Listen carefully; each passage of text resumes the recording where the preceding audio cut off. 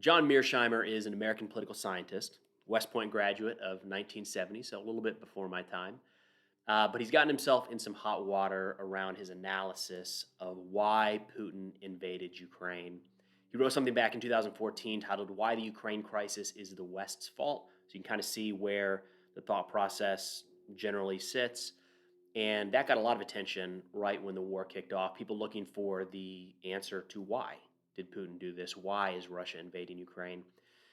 Anyways, he did kind of a follow up. He's done a lot of follow ups, but one that caught my eye yesterday, published on November 17th in the New Yorker by Isaac Chotiner, is titled John Mearsheimer on Putin's Ambitions After 9 Months of War. I'm going to put a link to that article in the description below so you can check it out.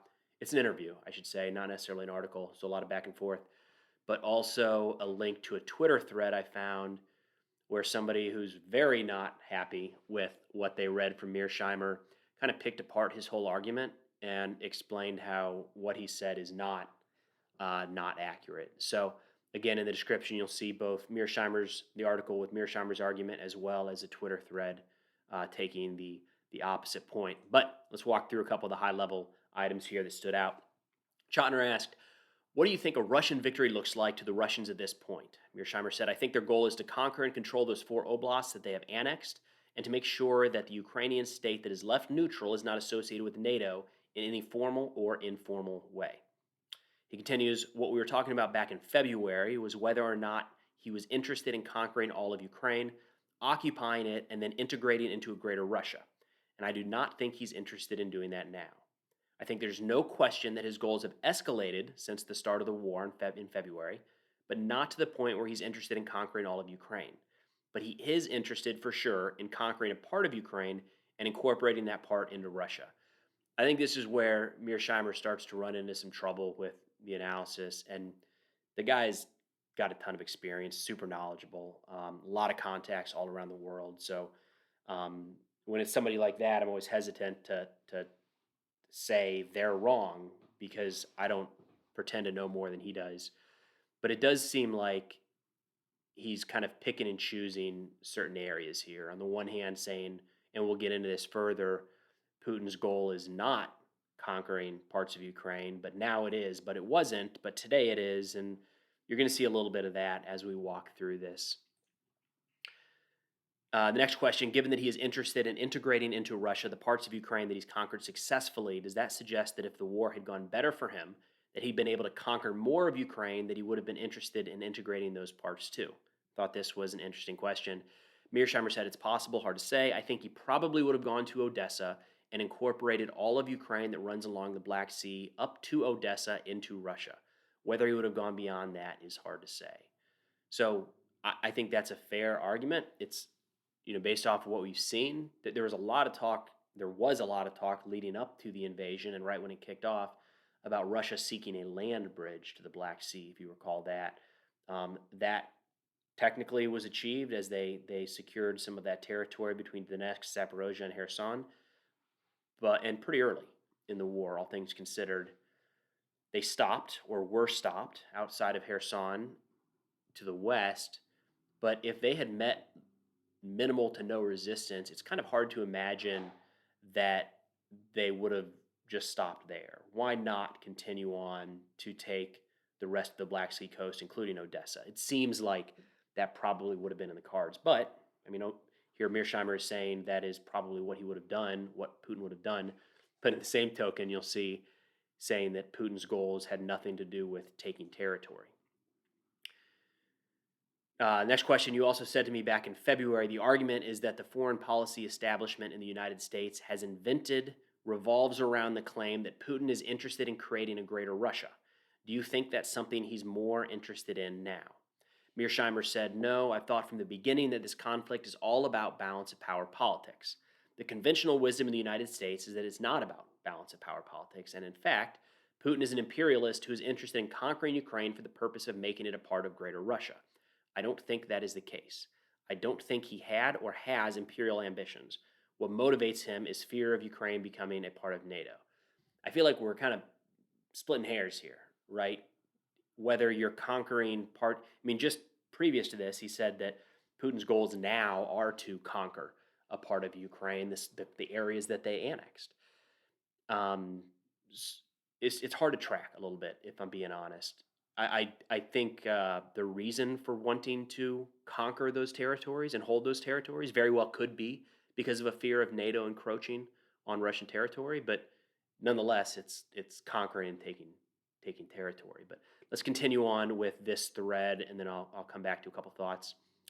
Shatner asked, there was an argument about what Putin's aims were, whether they were primarily imperial, about taking more land and integrating it into Russia, or whether they were about NATO expansion.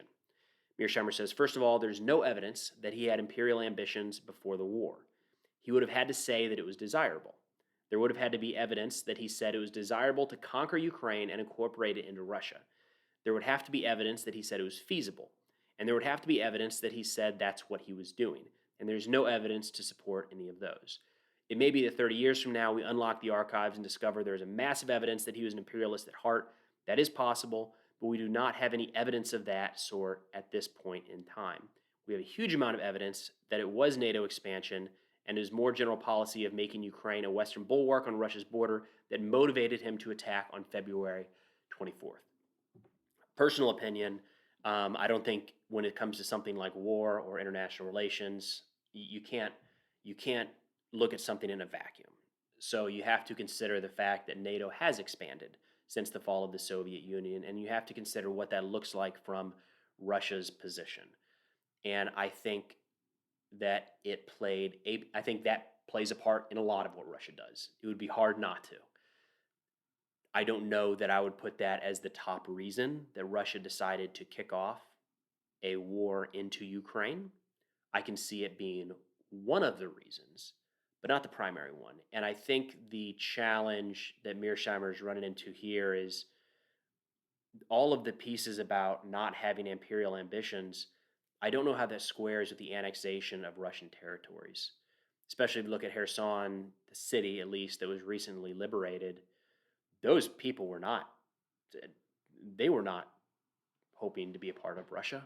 I mean, I'm having to read between the lines just with the pictures and the reports that are coming out, not being there on the ground, but that looks an awful lot like conquering a territory as opposed to pulling in Russian people, right? So I do think Mearsheimer's, again, kind of hitting both sides of this, talking out of both sides, if you will.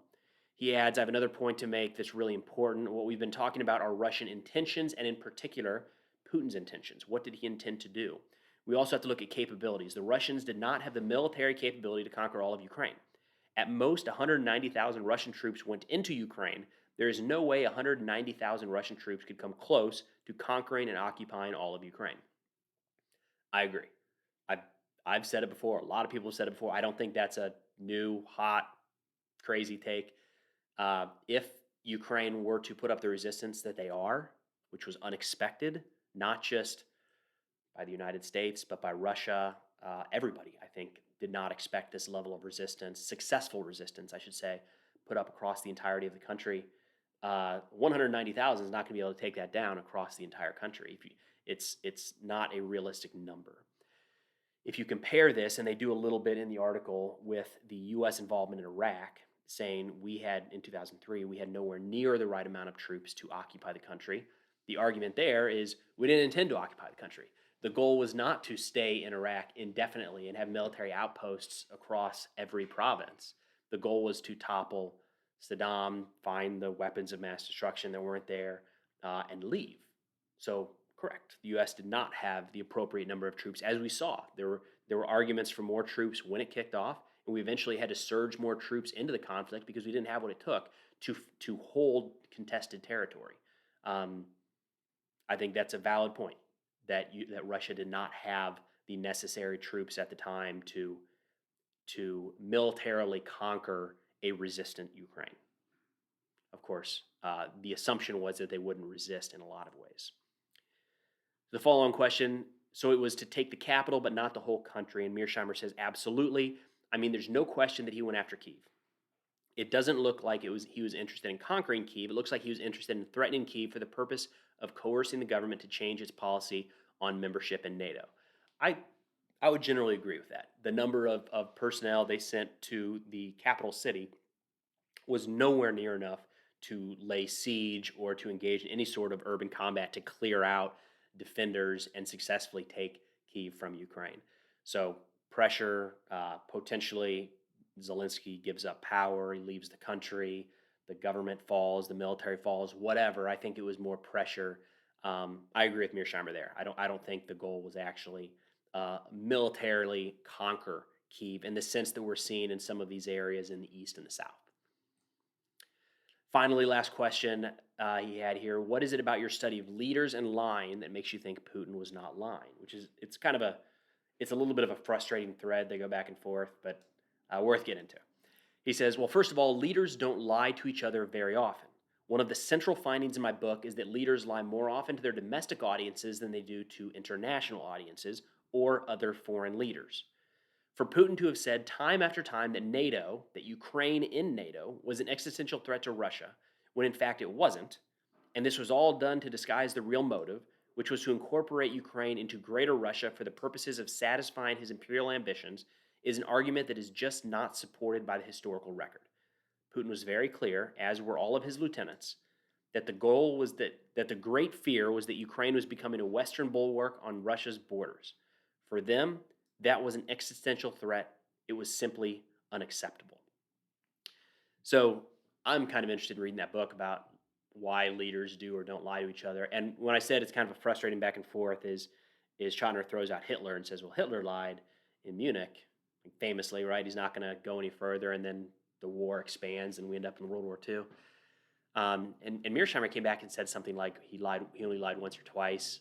And I'm just not a big fan of using Hitler and Nazi Germany for like a comparison for anything. There were so many outliers in that conflict and in that organization and with that leader that I think it's hard to look at that as one example and say, well, look, because so-and-so did it.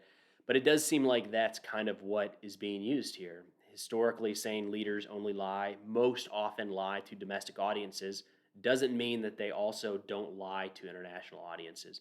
And I think it might be putting a little too much credit in historic trends against what we're actually seeing on the ground. So again, I do think NATO, personal opinion, I think NATO played a role in why Putin and Russia were eyeing Ukraine and have been eyeing Ukraine for some time. I don't think it was the sole fact.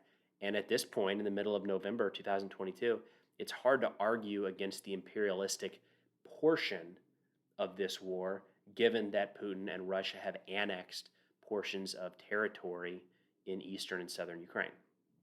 But one man's opinion of another man's opinion, so we're kind of piggybacking opinions there. But again, I'll put the link to the article, the conversation, in the description below, as well as the Twitter thread that I mentioned at the beginning that kind of picks apart everything Mearsheimer says. I think they're kind of interesting to read back to back, but let me know what you think. Mearsheimer on track. They need to kind of shift course, but that'll do it for now.